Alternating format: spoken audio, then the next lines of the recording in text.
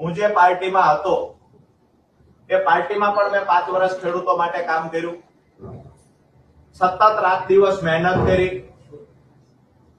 વિસાવદરની અંદર ગોપાલભાઈ ઇટાલિયાને જીતાડવા માટે પણ પરસેવો પાડ્યો, રાત દિવસ મહેનત કરી। 1.5 મહિના સુધી વિસાવદરમાં સ્થાયી રહ્યો, પરિવારથી દૂર 1.5 મહિના સુધી વિસાવદરમાં રહી તનતોડ મહેનત કરી, પરિણામ પણ મેળવ્યું।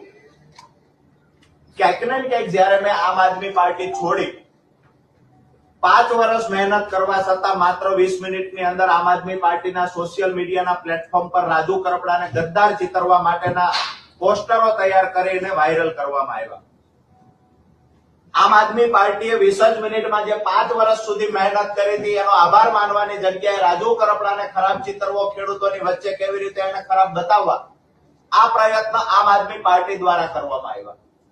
દુઃખ તો ત્યારે થયું કે વિસાવદરની અંદર તનતોડ મહેનત કરી ગોપાલભાઈ ઇટાલિયાને જીતાડવા માટે પરસેવો પાડ્યો હતો એ ગોપાલભાઈ ઇટાલિયા પણ મીડિયાની સામે 2 FIR ની કોપી, 10 વર્ષ જૂના 2 કેસ હતા એના FIR ની કોપી મીડિયાની સામે લઈને આવ્યા।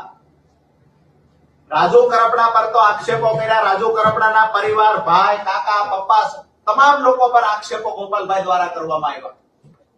ક્યાંક ને ક્યાંક મને એવું લાગે છે 5 વર્ષ સુધી વફાદારીથી કામ કર્યા પછી રાજુ કરપડાને માત્ર આમ આદમી પાર્ટી છોડી અને તરત બદનામ કરવાની સૌથી વધારે કોઈએ કોશિશ કરી હોય તો આમ આદમી પાર્ટીના 1-2 નેતા અને આમ આદમી પાર્ટીના ગુજરાત પ્રદેશના જે કાર્યકર્તાઓ, જે પ્રદેશનું જે સોશિયલ મીડિયાનું કામ સંભાળે છે એ લોકોએ કર્યું છે, એને સૂચના પ્રદેશના 1-2 નેતાઓએ આપી છે।